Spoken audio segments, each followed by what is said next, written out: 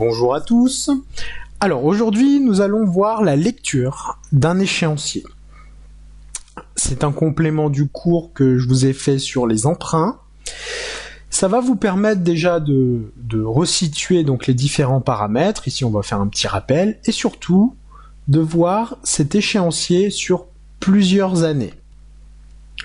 Vous allez voir qu'il y a une dynamique qui lui est très propre. Alors, le montant du prêt, dans le cours, je l'ai appelé capital. C'est le capital que vous demandez à la banque de vous prêter. La somme dont vous avez besoin pour votre projet. Le taux d'intérêt, c'est ce que la banque va exiger, c'est le prix qu'elle vous exige pour pouvoir vous prêter ces 150 000 euros. Et c'est en pourcentage, donc c'est un taux, c'est normal. 1,60%. Précision, comparé au cours ici, c'est un taux d'intérêt annuel, c'est-à-dire que tous les ans, on va regarder le capital qui reste et on va lui appliquer ce taux d'intérêt. Vous allez voir que ça a une importance. Parce qu'en fait, plus la durée du prêt est longue, ici vous avez 10 ans avec un montant des intérêts qui est de 12 419, vous allez voir, on va allonger, on va mettre 15 ans, vous êtes prêts, 12 419, on passe à 18 818. Donc plus vous allongez la durée du prêt, plus vous allez payer des intérêts.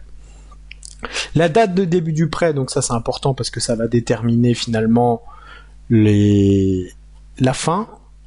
Ici, en 2035, 15 ans, 2020, et bon. Alors, le paiement mensuel, je vous ai dit en cours que ça s'appelle des mensualités. Parfois, on peut aussi les payer en trimestrialité, en semestrialité, et si c'est une année, c'est une annuité. C'est à vous de voir, et c'est aussi la banque qui vous le propose, hein, c'est dans votre contrat, ça vous de négocier aussi. Donc, le nombre de paiements, bien sûr, va dépendre du nombre d'années que vous allez emprunter. Alors, le montant des intérêts, ça on l'a déjà vu, avec la durée du prêt, il y a une incidence. Par contre, le coût total du prêt, ça c'est important parce que c'est ce qui va vous déterminer dans votre arbitrage, c'est-à-dire votre choix. Est-ce que je m'endette sur une longue durée, donc payer un peu moins tous les mois, par contre je vais payer beaucoup d'intérêts. Et si je repasse à 10 ans, vous allez voir, je vais payer beaucoup plus chaque mois, par contre les intérêts, je vais en payer moins. Vous avez vu, j'ai perdu 6400 à peu près, à vue de nez, en intérêt. Par contre, chaque mois, je dois payer 400 euros de plus. C'est à vous de voir. Pourquoi ? Parce que si vous décidez d'avoir une stratégie sur une très courte durée d'emprunt, vous allez avoir un paiement mensuel très important, c'est-à-dire que vous allez avoir un taux d'endettement qui va être élevé.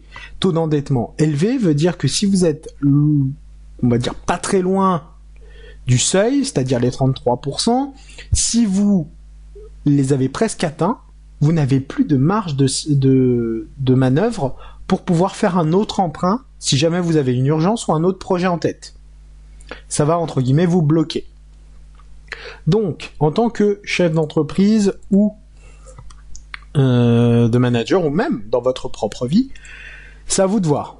Est-ce que pendant 10 ans, là, je suis sûr de ne pas avoir d'autres projets ou de ne pas avoir de galères? Alors, en tant que chef d'entreprise, je peux vous dire qu'il y a tellement de variables, comme là, le confinement.